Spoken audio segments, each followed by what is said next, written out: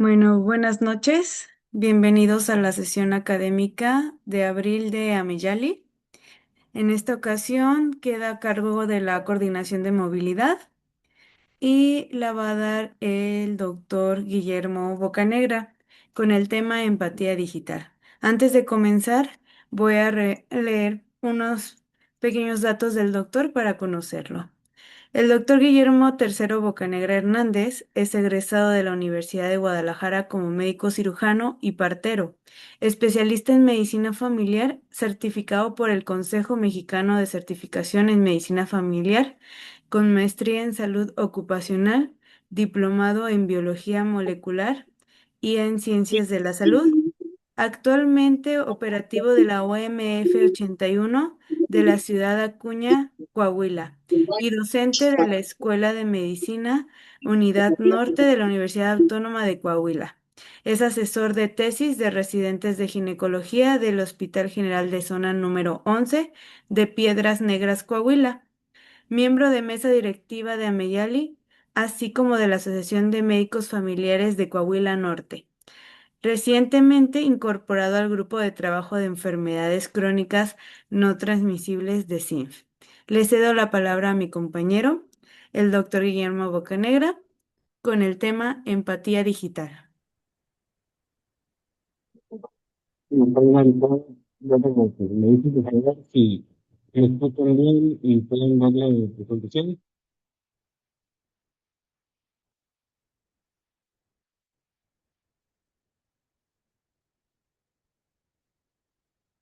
Dale, porque no alcanzo a ver, perdón, sí se alcanza a escuchar bien y se alcanza a ver. Sí, doctor, ya vemos su pantalla y lo escuchamos perfecto.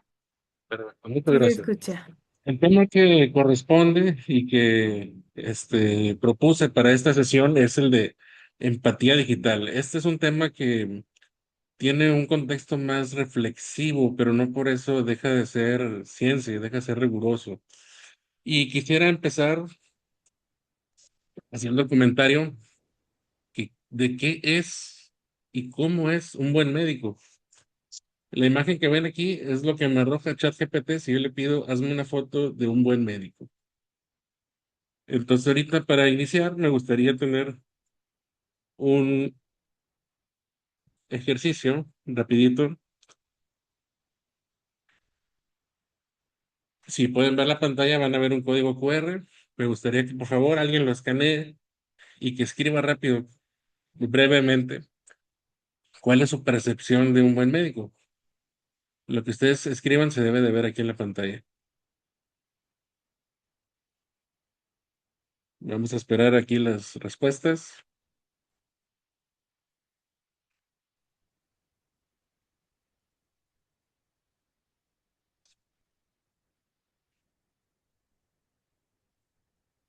Nadie se quiere conectar.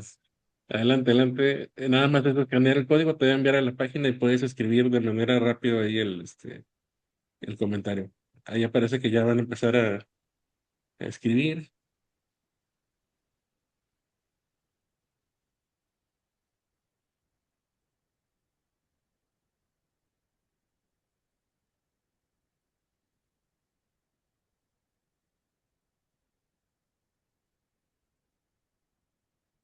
Muy bien. Un médico actualizado, íntegro en su práctica clínica. Bueno, vamos a ver otra respuesta. Tengo ahorita que 6 personas están escribiendo. Vamos a esperar nada más que aparezcan unas respuestas.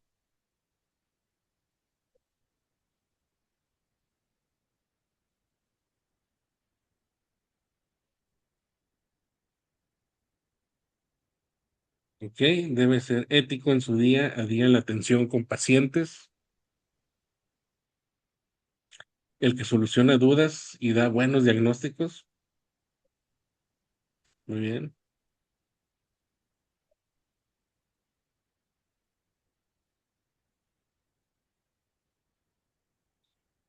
Debe ser humano, es interesante eso.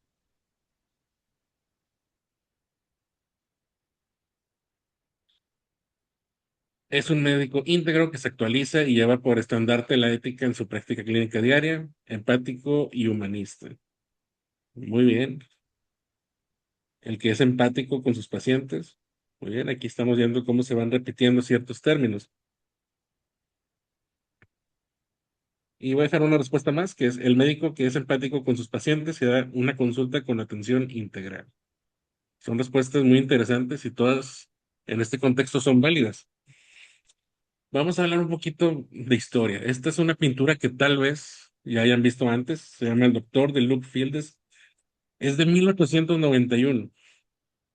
Vamos a ponerle atención a unos detalles. Primero, el médico. El médico, si se dan cuenta, no está observando al familiar, ni a la habitación, al frasco de medicamentos.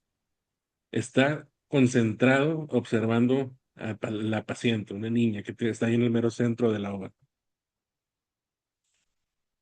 Si ponemos atención, vamos a observar que esta pequeña está acostada sobre dos sillas y ha sobrevivido o está viviendo lo que fue la noche más importante de su vida, donde la enfermedad decide si va a sobrevivir o no, tomando en cuenta que en aquellos tiempos una fiebre hacía que un niño se muriera. El doctor ha pasado una noche entera sin dormir, sentado, está observando sin moverse. ¿Y cómo sabemos esto? El mismo pintor nos deja unos guiños. Tenemos una lámpara que está consumida, que está por apagarse. Es una señal que estuvo prendido toda la noche. Esta es lámpara de aceite. Y a la vez nos deja ver por la ventana que está entrando la luz del amanecer. Esto quiere decir que, de forma poética, que la noche termina y con eso termina el peligro. Entonces, el mismo pintor nos quiere decir que la niña va a sobrevivir. Al fondo vamos a observar a los papás. Están en la oscuridad, están rezando, están agotados, se sienten impotentes. Esto nos resalta la gravedad de la situación que acaba de suceder, pero no son el centro de la obra. El centro de la obra es la actitud del médico. Esto lo he visto año con año, el día del médico salen distintas versiones. La primera vez lo escuché con un profesor en la facultad y pues esto es libre interpretación, pero conociendo un poquito la historia del autor, este pintor dedicó este retrato al doctor que acompañó la muerte de su hijo hace unos 20 años antes de que fue pintado. Esto fue pintado como en 1891. Entonces, es conocido y se hacía mención que la única persona que los acompañó en ese dolor fue el médico. Y entonces nos deja una conclusión que el médico no es solo el que cura, sino el que acompaña. Y estamos hablando de los finales de 1800. Ahora les voy a pedir que recuerden aquel momento en que entraron a la carrera de medicina. Es muy interesante trabajar con estudiantes de medicina. Siempre les preguntas por qué entraron y todos te contestan lo mismo. Quiero salvar el mundo, quiero ayudar. Y quiero que hagan el ejercicio de pensar que a través de los años, de las guardias, de los turnos, algunos ya ahora residentes, ahora ya médicos, ha cambiado tu idea de lo que significa ser un buen médico a lo que tú pensabas antes de estar en este mundo. Es interesante porque es un buen médico. A lo mejor para la institución, y que me disculpe aquí si hay un jefe de departamento clínico, es el que cumple con todos los indicadores, el que no da incapacidades, el que mantiene las metas, que no da recetas de medicamentos que no hay. Para los demás colegas es este máster que se sabe todos los nuevos papers, que ya sabe las nuevas guías y las tiene pues aquí de memoria. Para muchos pacientes, la verdad, es aquel que tiene la gente esperando en su consultorio, que la gente está haciendo fila para verlo, ese doctor debe ser bueno. Para otros pacientes, a lo mejor ya mayores, les gusta un médico paternalista, aquel que te regaña, que impone su autoridad y que transmite seguridad. Eso es la escuela que ellos tienen. Y a los más jovencitos les gusta tal vez el que es más visible en redes, aquí como vemos la foto, aquel que tiene más followers y que se está teniendo TikToks constantemente. Si lo estamos viendo constantemente con compañeros que buscan ese sueño, que la verdad pues remunera mejor. Entonces, ¿cómo podemos hacer de manera objetiva esta pregunta? O sea, ¿cómo sabemos que alguien es bueno? Pues esto ya lo han planteado en distintos estudios, distintas revisiones. Este estudio que estoy poniendo es una revisión sistémica del 2022, donde se buscó las características que van a definir a los médicos y residentes que son excelentes en el ámbito clínico. Entonces, ¿cuál fue la metodología? Revisaron 7,000 artículos y se seleccionaron 11 que cumplían con los criterios, como cualquier estudio de revisión, y se incluyeron al final 4 perspectivas. A los médicos evaluando a otros médicos, residentes evaluados por sus profesores, pacientes evaluando médicos y grupos que sean mixtos. ¿Qué es lo que se concluye? Al final nos habla que hay 3 tipos de atributos. Primero, la competencia. O sea, sí o sí, pues el médico tiene que saber lo que está haciendo. Dominio científico, comunicación, liderazgo, profesionalismo. Eso es lo que busca la gente en base a este estudio. La motivación, el deseo de mejorar, la curiosidad, el compromiso con el aprendizaje. Y el tercer punto es la personalidad. Buscan la empatía, la humildad, la flexibilidad y capacidad para reflexionar sobre los errores. En otras palabras, la excelencia no es, eso está triada, conocimiento, actitud y humanidad. O sea, no solo buscan lo que es mejor técnicamente, sino aquel que tiene una disposición interna a adaptarse, conectar con el paciente. Aquí está más o menos recalcando lo que me mencionaban ustedes ahí al principio, de qué características tiene un buen médico. Este es otro estudio de la Universidad Médica de Viena. Este más bien es una encuesta tipo Likert, donde le hicieron las preguntas y a la población en general. Son 69 preguntas y obtuvo una valoración de Alpha Cronbach de entre 0,69, que ese es como que el límite para una consistencia interna alta, a 0,86, que ya es bueno, es favorable. Entonces, es un estudio que se considera, bueno, sí tiene, o sea, esta validez. ¿Y cuáles fueron los atributos más valorados? Al final encontraron 3. Se toma su tiempo, escucha al paciente y hace diagnósticos correctos. Fíjense que diagnósticos correctos está en un tercer lugar.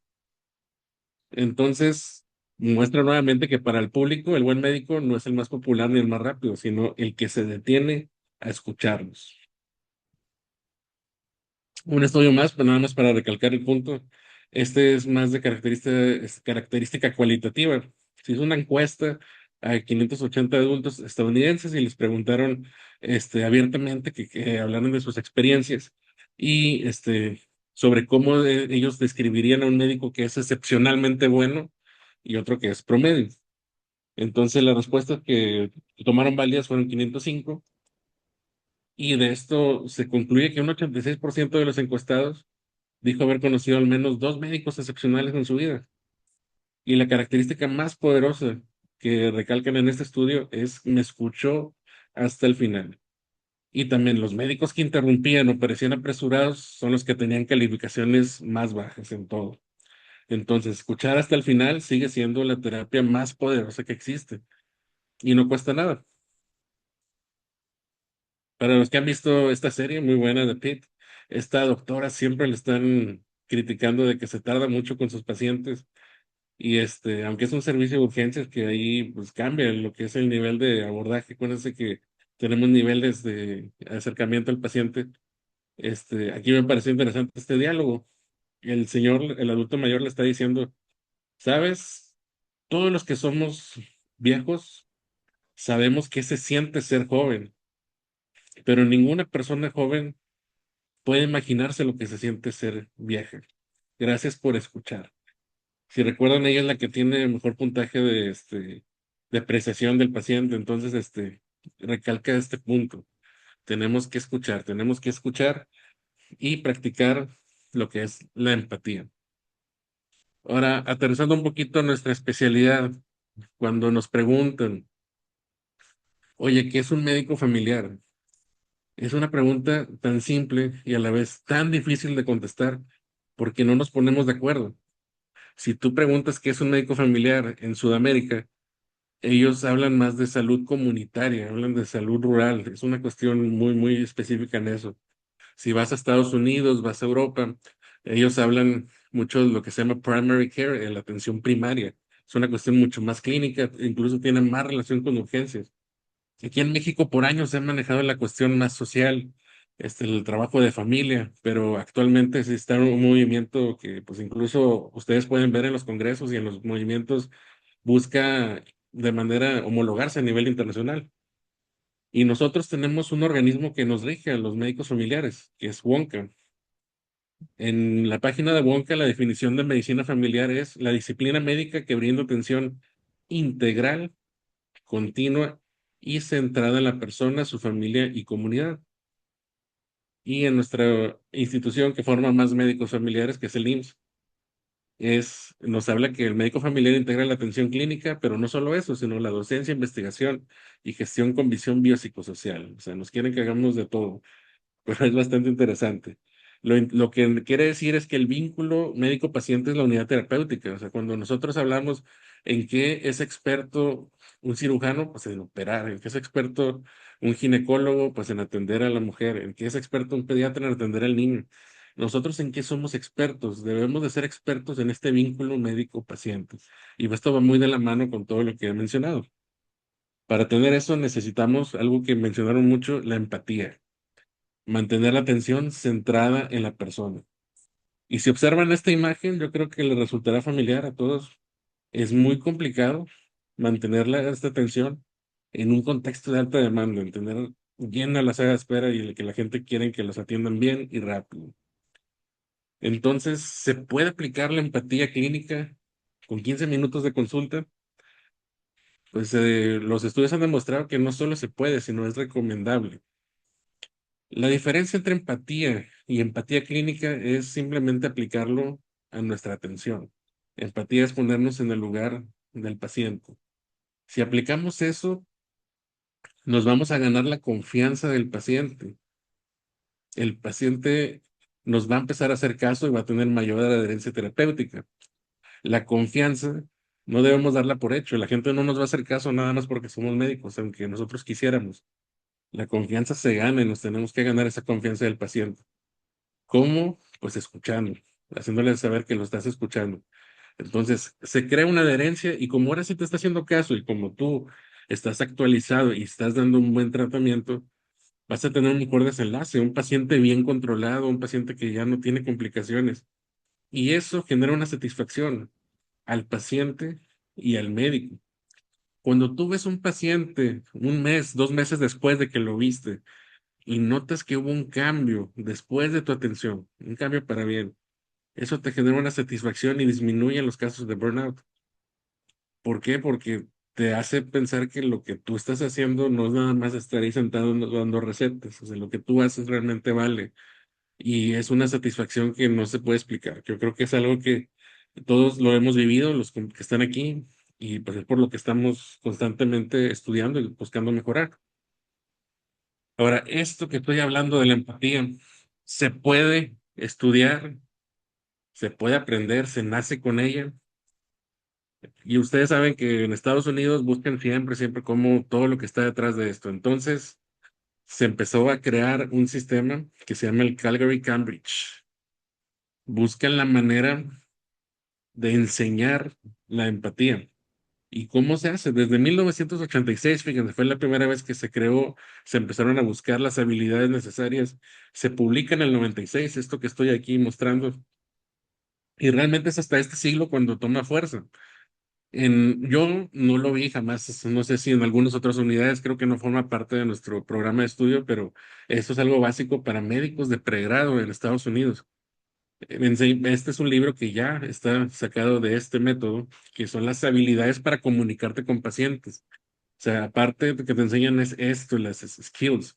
Y ese es el término que surge de aquí, las soft skills, o como le decimos aquí en español, las micro habilidades. Entonces, en sí, esto es lo que viene cuando ustedes buscan el artículo, busquen cómo se hace una consulta, bastante sencillo. Dice, se inicia, se junta información, se hace el examen y se explica. Pero yo encontré otro diagrama donde están revisando lo que es este método y me pareció muy interesante porque quiero que pongan atención en los tiempos. Esto está diseñado para un sistema de atención americano y nos dice que tenemos 2 etapas en una consulta y entre las 2 etapas más o menos son 10 minutos. O sea, ya están todavía un poquito peor que nosotros.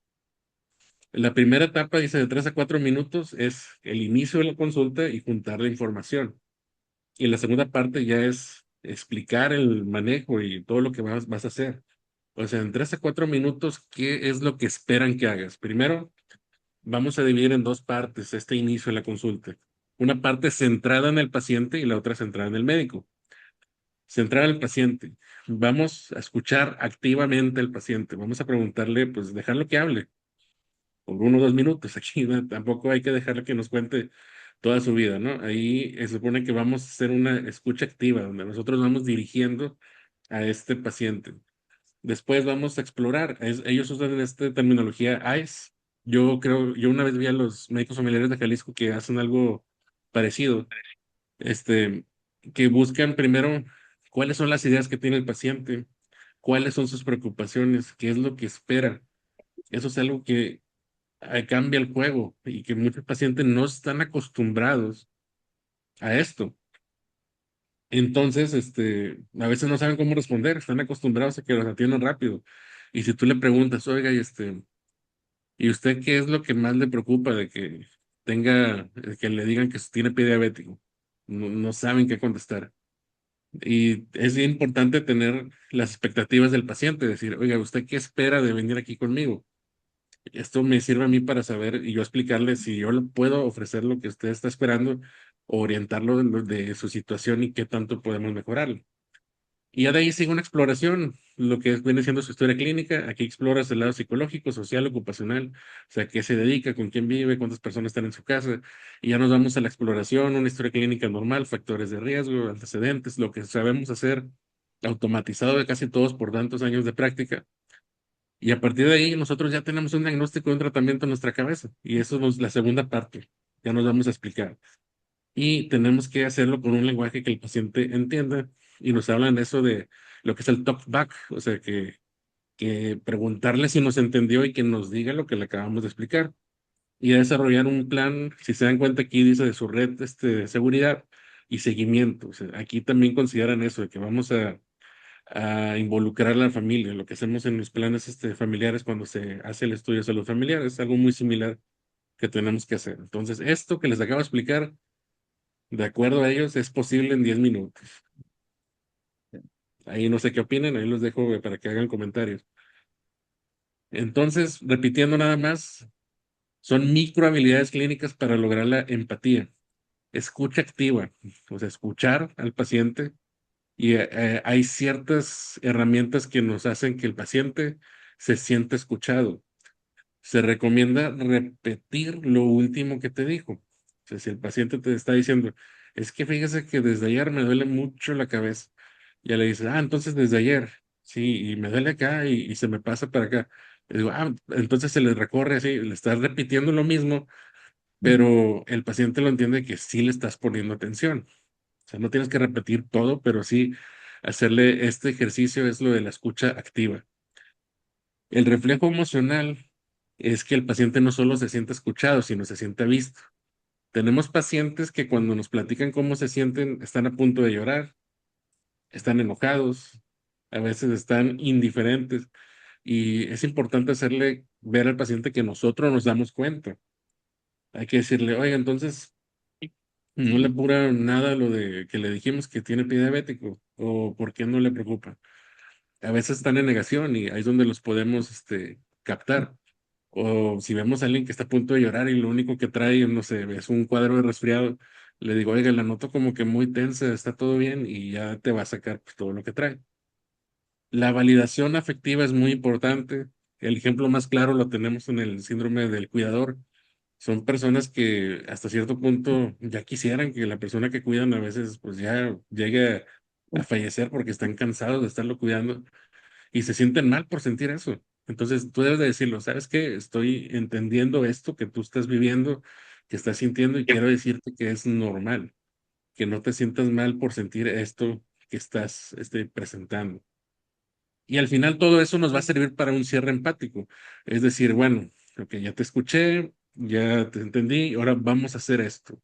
Siempre hablar, no voy a darte esto, o vamos, no, vamos a hacer esto, o sea, incluirlo al paciente en el tratamiento. Estas son las microhabilidades clínicas que se recomiendan hacer Y una vez que se hagan, automáticamente tenemos esta empatía.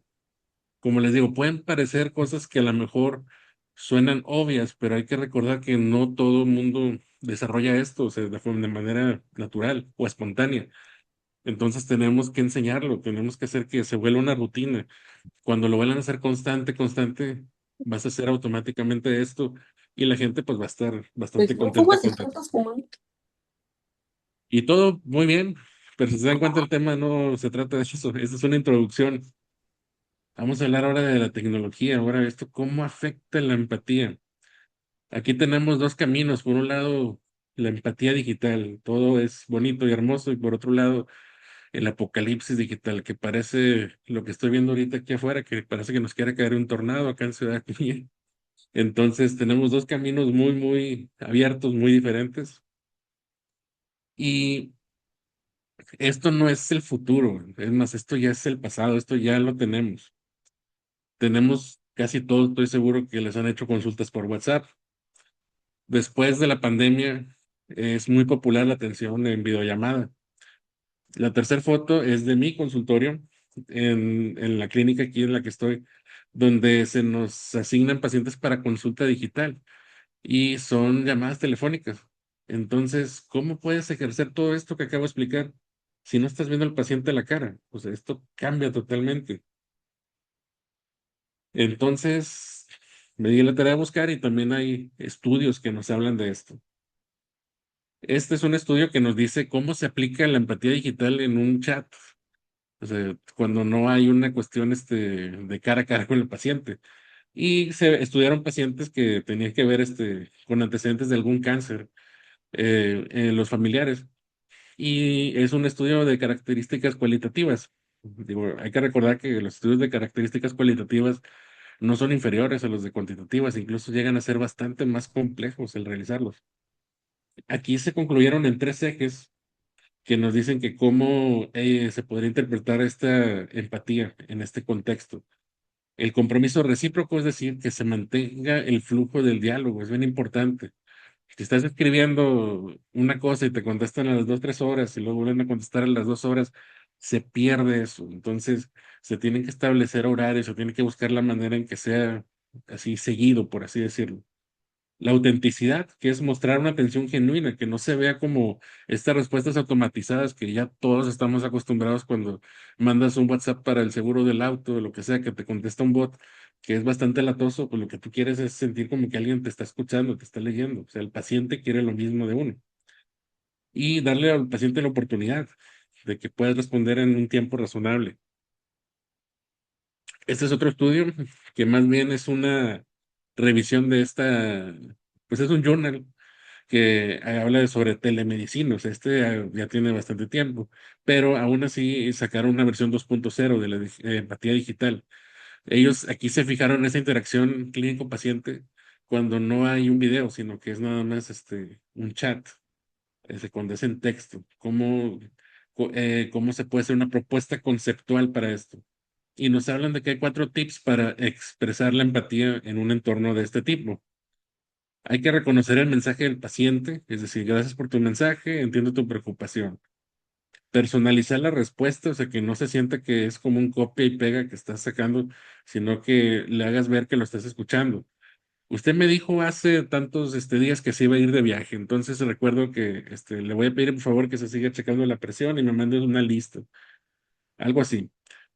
También hay que establecer expectativas claras, o sea, si sabe que en este momento estoy ocupado, voy a revisar sus análisis y le escribo a tal hora y cumplir. O sea, si no puedes en ese momento, o sea, mencionarlo y el paciente lo va a agradecer, lo va a entender en la mayor parte del tiempo.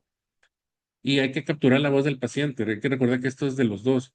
Entonces tienes que siempre reforzar de que, usted me dijo que traía esto y lo otro, a ver, platíqueme más o vámonos sobre esto. Estos son los ejes que manejan como para que la empatía digital sea aplicable en este contexto que no estás viendo la cara del paciente. Y nos dicen, hay que evitar tecnicismos, hay que personalizar el mensaje y mostrarnos disponibles o accesibles. Entonces, otra vez todo muy bonito, pero llega el año 2022 y explotan la inteligencia artificial y esto otra vez nos complica el panorama. Ya entendimos cómo se maneja la empatía, pero ahora la empatía digital con una inteligencia artificial. Tenemos dos opciones, ya hemos escuchado esto. Un futuro tipo Terminator del distópico donde nos vamos a morir todos o nos van a sustituir las máquinas. O una cuestión donde vamos a trabajar en conjunto, que vamos a tener un asistente que va a hacer que nuestra práctica pues mejore 1000 veces. Y yo prefiero ser de esa idea. Hay una frase que menciono constantemente cuando he podido dar en temas de inteligencia artificial, que es una de mis pasiones y que recientemente estuve colaborando con Nuevo León. Es una frase que menciona el CEO de NVIDIA, el que hace los chips que manejan todo esto. Él dice que la inteligencia artificial no te va a quitar tu trabajo, pero una persona que sepa utilizarla, sí. Entonces, los que estamos en este mundo, en nuestra vida laboral le falta un rato todavía, tenemos que sí o sí aprender a usar estas herramientas. Y en el sentido de la empatía, ¿cómo nos pueden servir? Esto que aporto de aquí en adelante es ya aportación propia, no, no lo estoy sacando ya de ninguna fuente. Utilizo todo el contexto anterior para yo proponer pues este eje, este camino. Yo creo que las inteligencias artificiales nos pueden ayudar a tres cosas en particular ahorita.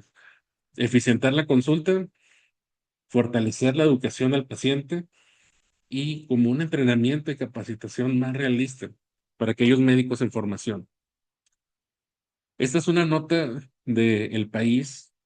En España están un poquito peor que nosotros. Allá no son 24 pacientes por turno, tienen que ver como 40, 50 pacientes. Están sobrepasados los médicos familiares. Entonces el gobierno, no por buena onda, sino estaba buscando cómo puedo hacer que mis médicos vean más pacientes. Crearon estos CAP, es como las UMFs de aquí, o sea, Centros de Atención Primaria. Buscaron incorporar inteligencia artificial en sus sistemas, como si el SINF tuviera una IA. Y lo que hace es capturar el audio de lo que estás platicando con el paciente y eso te genera automáticamente una nota. Y aquí tengo tres ejemplos. El Ítaca, que aquí dice que cuesta más o menos $9 el año. Este está hecho más como para hospital. Este que se llama Juli, que ahorita les voy a poner un comercial. Y este se llama Nambla.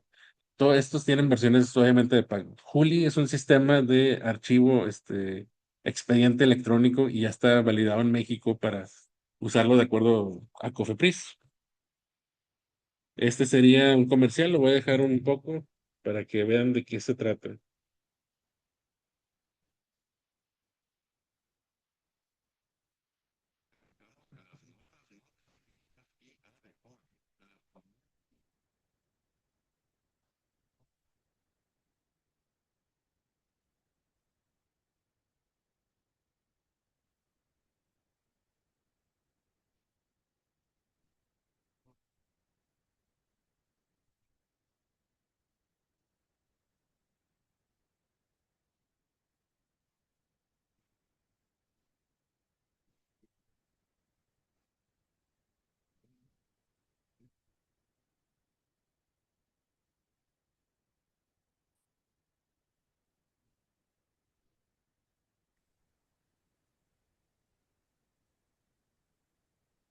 Muy bien, ahí no sé si lo tocó escuchar, pero sí menciona esto de que conectes con el paciente. Ese es el gancho para que lo uses. Entonces, bastante interesante. No crean que me pagan por esto. Digo, bueno, fuera. Pero ya sé, lo que quiero mostrarles es que ya existen esas herramientas. En el siguiente punto, hablaba sobre el entrenamiento y capacitación más realista. A lo mejor los que nos tocó estudiar medicina hace algunos años, alguna vez vimos estos simuladores del ACLS o o incluso ni siquiera el ACLS, el BLS, y que resultaban bastante simples, básicos. Si una vez sabías más o menos de qué se trataba, ya lo podías ir respondiendo. Entonces, actualmente con esto las posibilidades pues es tener un paciente real, o sea, hacer un chatbot que sería como una especie ahí de chat GPT que es un paciente y lo puedes poner con los estudiantes a que lo traten. Entonces, ¿cuáles son los beneficios? Perdón, ya no hablé del estudio. Aquí este es un estudio que estuvo viendo qué tanto funciona en la educación y cómo estos chatbots impulsados por inteligencia artificial, pues pueden hacer un cambio. Esto es, en Estados Unidos. Y los beneficios permiten la práctica repetitiva y estandarizada, que como ahorita mencioné, en la empatía la única manera en que lo podemos aplicar es repitiendo y repitiendo. Los que tienen más años consultando se vuelven mejor, no porque sepan más, sino porque lo han hecho muchas veces. Entonces ya sabes cómo conectar con el paciente. Vamos a favorecer la autonomía del aprendizaje, o sea, el alumno no tiene que estar pegado al profesor, él puede seguir practicando por su cuenta con costos que realmente pues, son bajos, no necesitas buscar gente. No sé si a algunos de ustedes les tocó, a los que ya estamos un poquito mayores, este, cuando nos daban la clase para realizar una citología, yo me acuerdo que la profesora se llevó una prostituta ahí al salón para que todos le hiciéramos ahí la toma de muestra de citología. Igual había doctores que llevaban vagabundos para practicar ahí colocación de sondas, unas cosas que bueno, ya ahorita bueno, yo veo en la universidad que trabajo que, que no suceden y espero que en las grandes universidades pues ya se hayan dejado esas prácticas. Entonces, esto facilita una retroalimentación objetiva y automatizada. ¿Cuál es el reto? ¿Cuál es lo complicado? Que podemos causar una dependencia excesiva, es decir, que el alumno no se sienta capaz de dejar el plano virtual a irse a lo real. De alguna manera, como dicen la gente, los practicantes, cuando estabas tú empezando y pues tú desde que eres alumno de pregrado ya estás viendo pacientes reales de humanos. Es algo que en otros países casi no hacen. Ya estás hablando que hasta que son residentes empiezan a ver pacientes. Entonces, esto sería como atrasar a México en ese sentido, nada más. Pero yo creo que podría hacer que los pacientes, los médicos que vayan a ver pacientes ya estén un poco más maduros, porque hay una situación ahí que se ve siempre de inmadurez. También hay que validar la calidad del contenido clínico, es decir, la IA que vamos a usar tiene que estar bien fundamentada, o sea, sí existen varias. Eso en otro tema yo lo he impartido de cuáles se pueden usar, e incluso a los que van a ir a Puebla, pues los invitamos al taller de precongreso que vamos a impartir la doctora Marien. Este, Vamos a impartir ahí sobre cuáles son un taller sobre cómo evitar errores con la IA. Entonces, eso el docente lo tiene que saber. Muchas veces, el problema que tenemos es que los docentes no están capacitados. Entonces, ahí no se puede utilizar, pues, estas herramientas, ¿verdad? Me disculpa, perdón. No quiero dejar de mencionar al doctor Barajas también. La doctora Mariana, el doctor Luis Eduardo Barajas y yo vamos a dar un taller precongreso un día antes de que inicie ahí en Puebla sobre la inteligencia artificial, los cuales que si van a ir, pues están invitados. Este es un gráfico que salió en un artículo que se hizo muy popular en el New England Journal of Medicine el año pasado, donde se empezó a revisar cuál es el efecto de la inteligencia artificial generativa en los estudiantes o en general en los médicos. Si vemos en este eje tenemos los grados que se manejan de conocimiento desde novato, avanzado, competente, proeficiente o un nivel de experto. Y aquí tenemos una línea del tiempo. Cuando alguien no estuvo expuesto en toda su carrera, superó la línea de competencia, que esto es lo que se menciona cuando uno entra a la residencia, es lo que o inicia la práctica. Así lo manejan en Estados Unidos. Y ya estás en este nivel de proficiente experto, ya es de un médico que está ejerciendo y tiene pensamiento crítico. El uso de estas IAs potencia y hace que todavía su trabajo sea mejor. Y si no se adopta, se perdió esa oportunidad. Pero aquel que no tiene pensamiento crítico, aquel que pues empieza a volverse automático en su práctica y que deja de querer innovar o aprender, con el tiempo tiene dos caminos. Pierde las habilidades que aprendió o empieza a adquirir malas habilidades. A lo mejor a todos nos ha pasado ya después de un tiempo de práctica que se te olvidó cómo explorar X cosas porque no lo has hecho, no lo has practicado, no lo has retomado. Lo mismo sucede con esto. Entonces, pero fíjense en este punto cómo está. Pero cuando le das la herramienta a un estudiante que apenas está iniciando sus prácticas, internado, etcétera. En ese punto, si se dan cuenta, no llega a subir a un nivel de experto. Ellos consideran que lo más que aspira es ser proeficiente. Y al contrario, si adquiere malas habilidades y no tiene pensamiento crítico, puede tener un nivel que ni siquiera rebasa la competencia. Y ni hablar de aquellos que desde antes de entrar a estudiar ya lo están utilizando. Lo más que aspiran a hacer ni siquiera alcanza la competencia.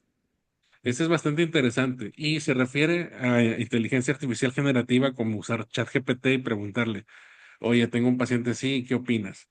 O sea, ese tipo de inteligencia artificial. Entonces, esto lo quiero mencionar porque en el siguiente punto estoy hablando de esta inteligencia artificial generativa de los LLMs, que son los Language Learning Models que conocemos. Copilot, ChatGPT, Gemini, Cloud. Cada mes, cada 2 semanas sale una estadística de cuál es mejor que otro. Aquí ahora sí que con el que ustedes se acostumbren y puedan trabajar. ¿Y de qué manera lo podemos usar y eficientar la consulta? Podemos personalizar la educación en salud. Tenemos muchas herramientas, tenemos muchas imágenes sobre ejercicios de rehabilitación, sobre dietas que debe seguir un paciente libre de colecistoquinéticos, dieta rica en fibra, etcétera. Pero a veces no tienes el tiempo de buscarlas o no tienes el archivo. Y si tú tienes una de estas herramientas, tú le dices, hazme una infografía sobre esto y cada vez están mejor. Recientemente hubo una nueva actualización de ChatGPT para crear imágenes que la verdad es impresionante lo que puede hacer. Yo que me encargo de hacer los flyers de esta sesión, el otro día hice uno sobre esta que estoy el día de hoy presentando y nomás mencionar los datos. Y lo comparo con lo que yo hago en Canva y sí me sorprendió porque yo creo que sí lo hizo mucho mejor que yo. Entonces, una infografía te la puede hacer rápido y bien. Te ayuda a traducir un lenguaje más claro. O sea, tú le puedes decir, ¿cómo le explico a alguien que no estudió medicina esto? Y ya te lo puede desglosar y te da ideas de cómo expresarte. Te puede crear folletos y ya hablando más a profundidad, te hace una interacción continua con chatbots o fomentar el autocuidado con mensajes motivacionales.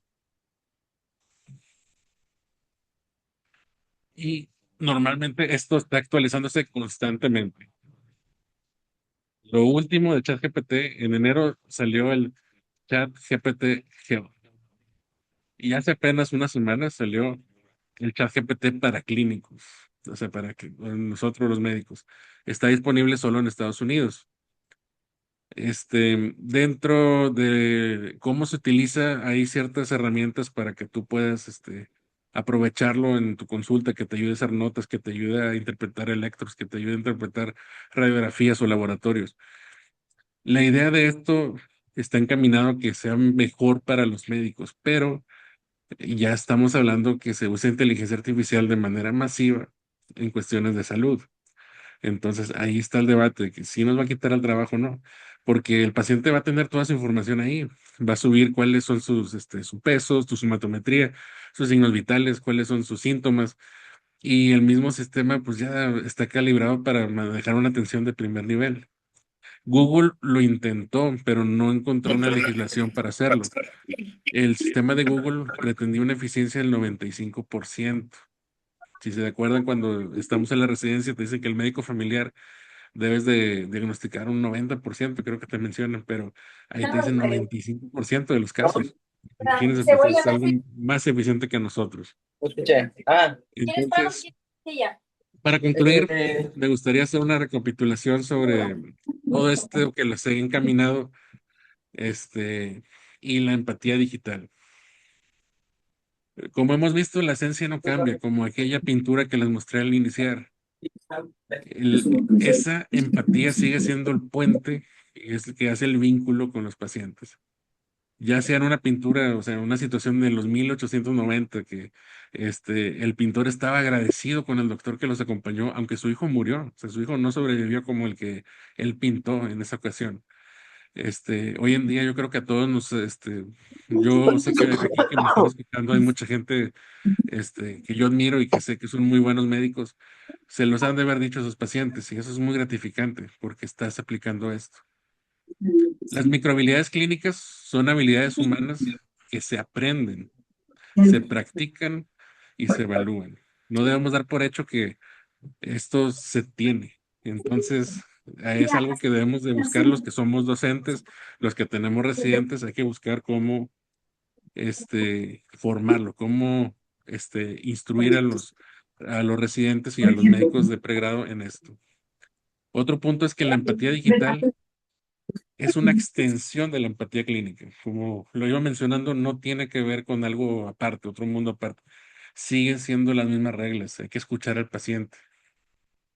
La inteligencia artificial, que es pues, lo de hoy, amplifica nuestras capacidades, no las sustituye. Pero esto es muy importante. Fíjense el término que estoy usando. Amplifica nuestras capacidades. Tenemos que desarrollar unas capacidades clínicas para que puedan ser amplificadas. Si no las tenemos, pues la misma ya no tiene nada con qué trabajar. No cabe duda que el futuro, yo diría que el mismo presente de la educación médica es híbrido. ¿Qué quiere decir eso? Desde hace tiempo estamos viendo que un buen médico ya no necesariamente tiene que salir del mejor hospital. La tecnología ha hecho que la información esté al alcance de todos y no importa si estás aquí en el fin del mundo, como yo les digo aquí a los internos y residentes que vienen acá a Piedras Negras o a Ciudad de Acuña, que estamos lejos, lejos de la Ciudad de México.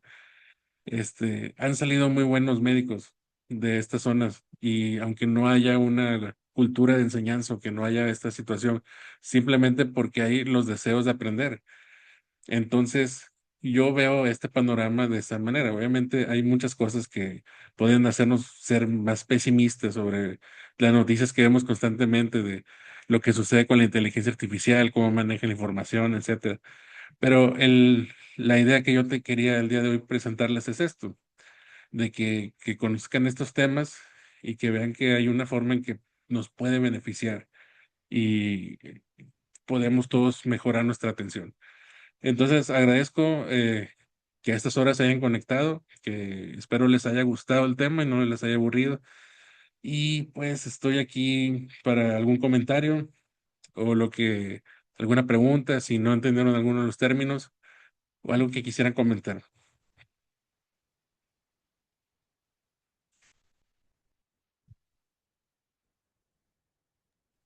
¿Alguien quisiera hacer una pregunta? Aunque escriban en el chat, también podemos contestar ahí las preguntas. Puede contestarlas el doctor.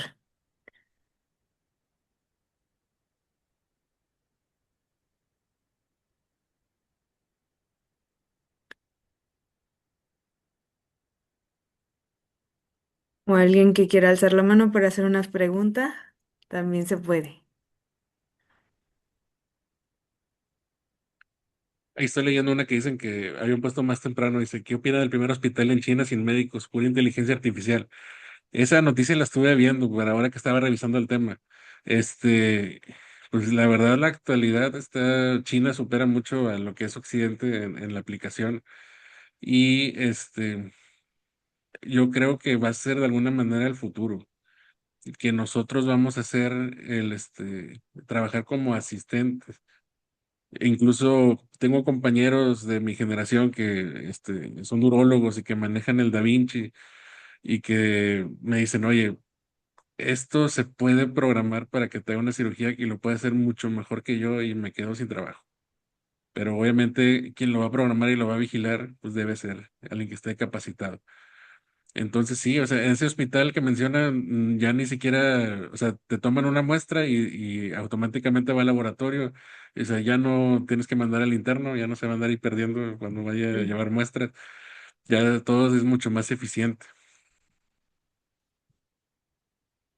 Abajo tenemos otras dos preguntas de la doctora Nayeli Martínez Castillo. Dice que referente a interpretación de estudios, electrocardiograma, radiografías. Muy bien, esta es interesante. Aquí los sistemas de inteligencia artificial están mejorando constantemente, pero cometen errores. Están hechos para contestar. Es como dice el chiste, ¿quieres una respuesta rápida o quieres la respuesta correcta? Tú le vas a preguntar, te va a dar una respuesta, te va a inventar una fuente, te va a inventar algo, pero hay manera de que podamos hacerlo que trabaje bien. Y ahí les adelantaba que es lo que vamos a ver en el curso ahí en Puebla.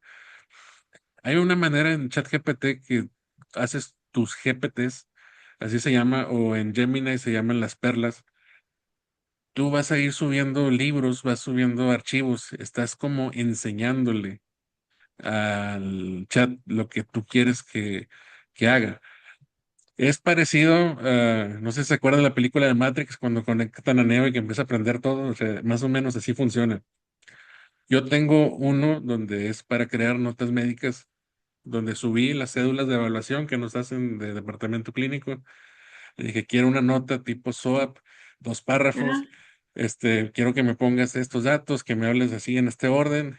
Y le subí las guías, los PAIs más bien de diabetes, de hipertensión. Le subí algunos, la NOM 004 del expediente. Y entonces le digo, yo simplemente le escribo, pongo mi nota previa de control de diabetes y le escribo, acude paciente nuevamente, estable, y le agrego los nuevos laboratorios, que eso sería como lo nuevo. Quiero que me reportes estos. Y automáticamente ya con eso que aprendió, lo está leyendo y me está dando los laboratorios y ya los interpreta y me dice tal cual, o sea, como si lo hiciera yo. Obviamente no fue un día para otro, se va trabajando, lo vas enseñando y si se equivoca le dices, no me gusta esto, hazlo así. Pero eso ya es un uso avanzado y programar el ChatGPT. ¿Te puede leer electrocardiogramas? Claro que sí. Tú le subes un manual del electro y le enseñas a cómo se lee un electro. Le puedes subir un manual de imagen y le dices, interprétame esto y tú haces las pruebas antes. Y le pregunto, oye, es que no estás haciendo esto. Y le digo, ah, sí, y otra vez le estás mandando esto. Y hasta que lo tengas como a ti te gusta, ya ahí lo dominas y se va aprendiendo. Y esto es una extensión del chat GPT normal. O sea, dentro del mismo es como una ventanita aparte. Que cada vez que voy a hacer una nota médica y entro ahí, a lo mejor ojalá no esté conectada aquí mi jefe de departamento clínico, ya me estoy exhibiendo, Sí, con las cédulas. pero ya salen tus notas en 2 minutitos y bien hechas, porque están hechos así como te lo están pidiendo. Y así ya no falta Es, nada de la cédula. y obviamente lo que siempre te dicen, tienes que revisar, o sea, no confiar y vámonos, o sea, obviamente tienes que ver lo que te puso. A mí me impresiona porque lo hace bastante bien. Y luego ya no quiero que se vea ese efecto de copia y pega que tú ves con los machotes. Entonces le pongo, cámbiame la redacción con lo del nota del mes pasado. Pues te lo cambia. Y ya cada nota se ve diferente y cumple con lo que te piden. Sí, bueno, la siguiente pregunta, igual referente a eso, el doctor Menchaca dice, ¿se tiene que programar de manera particular ChatGPT para poder utilizar de uso médico como script o códex? Propio lenguaje, sí. Hay maneras de hacerlo sencilla que es tal cual, así como les estaba diciendo, tú le vas enseñando y le vas diciendo, cuando yo te ponga esto, quiero que me lo interpretes y lo pongas así. O cuando yo te ponga esto así como en texto. Pero hay que recordar que, o sea, las personas que son expertas en ChatGPT les hablan como si fuera una persona. Le dicen, Ujú. acuérdate que chat le dicen, tiene su propio lenguaje. Entonces, esos lenguajes, si lo utilizamos, es que son los que, como los que estudian programación, hay menos fallas. Es ya un tema mucho más complejo, pero si usas esos como scripts, que en vez de escribir el texto normal, pones puras rayas, puntos, las palabras, programar, así como escriben las computadoras, hay mucho menos falla. Y mucha gente lo está manejando, muchos médicos lo están haciendo así. Entonces, ya esos son para los que quisieran un plus y les gusta la programación y han estudiado sobre eso, pues sí, sí se puede hacer. Bueno, hay otra doctora, la doctora Judith Hernández dice que cuando da un taller en la UMF. Más que ahí sí, se supone que no debemos usarlo, pero pero bueno, es que algunas computadoras están libres. Ustedes búsquenles, sí se puede, no todas se puede, pero en algunas puedes abrir en el Chrome, utilizas el chat y pues todo esto te ayuda bastante para hacer tu consulta más eficiente. Y al menos a mí lo que sí me gusta, pues es ya platicar con el paciente, o sea, ya estar en lo que es una consulta. Perdemos muchísimo tiempo en cuestiones así. Imagínense, un ingreso de embarazo de alto riesgo y tienes que mandarle a todos los servicios y tienes que mandarle a Gine y tienes que solicitar ultrasonido. Pues ahí te hallan, o sea, está llenando hojas nada más. Es pura burocracia que definitivamente se podría evitar. Digo, eso ya le tocará a los que están en las altas esferas, uno particular. ¿Alguna otra pregunta de nuestro público? Bueno, hay uno del doctor Mixalis. Mm. Dice, me ha pasado en ChatGPT que aunque le presentes evidencias, ya sean fotográficas, PDF, videos, llega a una conclusión de que la probabilidad de lo que se le pregunta sea de tal porcentaje, es decir, no admite en algunos casos con evidencia un hecho, tiene parámetros definidos para una respuesta. Estamos hablando en el chat general, o sea, sí es muy necio. O sea, sí, tú le dices, oye, te estás equivocando y no me equivoqué. No lo vas a sacar de ahí. Por eso les digo que cuando ya queremos ese plus, tenemos que irnos a esa herramienta, lo que son las gemas o mis GPTs, donde está aprendiendo. Porque si queremos hacer esto, que es ya uso avanzado del LLM en la ventana general, incluso algunos no te va a dejar porque te dicen de que eso solo ve con tu médico, que ya no te va a dar la respuesta que tú quieres. O te pasa eso, que te da algo y tú le dices, oye, no, mira, aquí dice esto y no se va a querer corregir. Entonces, por eso es un punto importante que dice el doctor Mixalis. Entonces, sí, tenemos que saber, bueno, qué herramienta usar para qué cosa. Cuando queremos ver cierta información médica, a lo mejor ChatGPT no es la primera opción.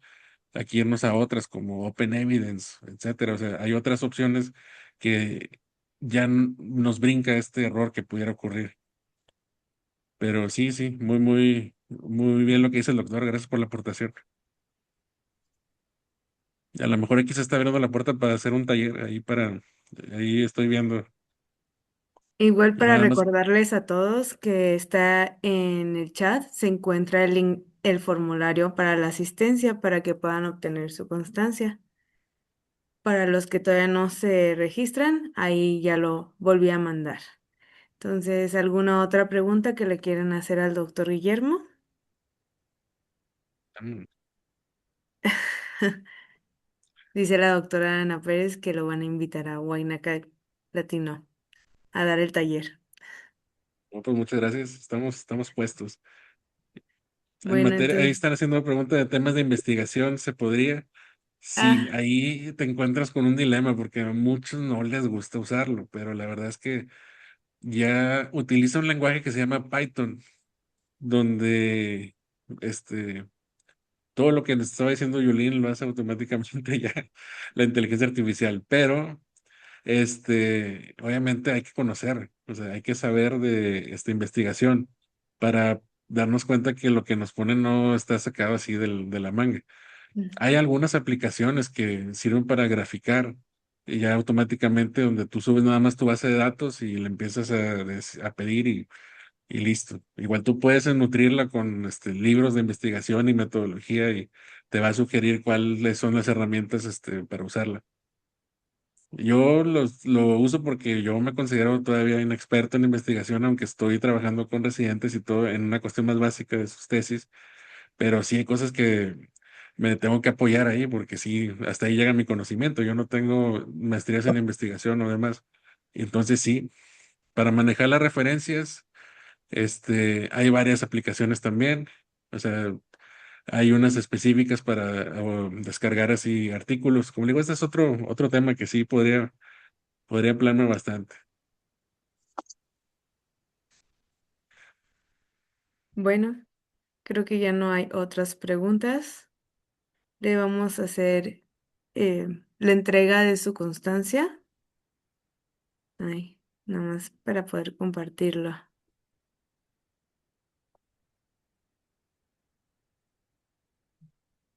Listo. Le hacemos la entrega por parte del movimiento Huaynaca y Ameyali a nuestro ponente, el doctor Guillermo Tercero Bocanegra Hernández. Muchas gracias por esta ponencia. La verdad, sí, no sabemos mucho de la IA, pero la verdad la IA nos va a ayudar bastante. Más por ese truco que nos dijo de las notas y las cédulas. Muchas gracias y bueno, les damos un aplauso virtual a nuestro querido ponente y coordinador de difusión de Meyali y le cedo las palabras, no sé si está ahí nuestra presidenta, para que nos dé unas palabras de despedida. Hola, muchas gracias, Karen. No nos olvidemos de la fotito del recuerdo. Cierto. Muchas gracias, doctor Bocanegra. realmente el tiempo que llevamos trabajando juntos, creo que también me has enseñado muchísimas cosas sobre, creo que en Canva también es un gran logro lo que me has enseñado a trabajar. Realmente sí vamos a revisar ahí unos cursos que nos ayuden a mí, a todos los demás, porque realmente sí es muy bueno todo esto. Les agradezco mucho a los que asistieron, a los que han estado asistiendo mes con mes a nuestras sesiones. Muchísimas gracias y seguimos en contacto el siguiente mes en nuestra sesión. En las redes publicamos cursos que se van a estar dando por parte de Ameyali. Hoy concluimos el curso de SPS. Este, ya como sabrán, les había comentado que las sesiones cumpliendo el 85% de asistencia, se les da la constancia ya con aval por parte de la federación, ¿ok?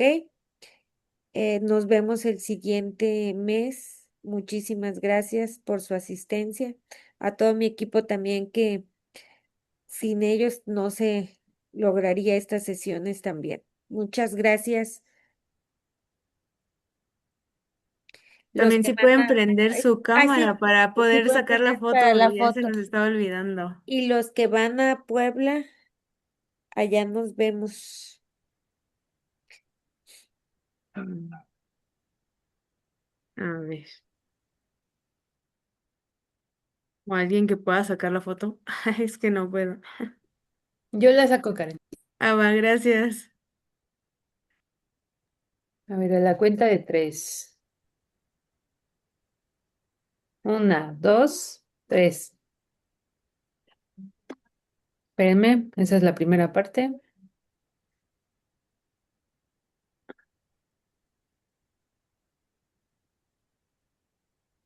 Va una más para la segunda parte. Déjenme quitar un mensaje que apareció aquí. Un segundo. A la cuenta de tres. Uno, dos, tres. Y una más. Un segundo. Una, dos, tres. Listo.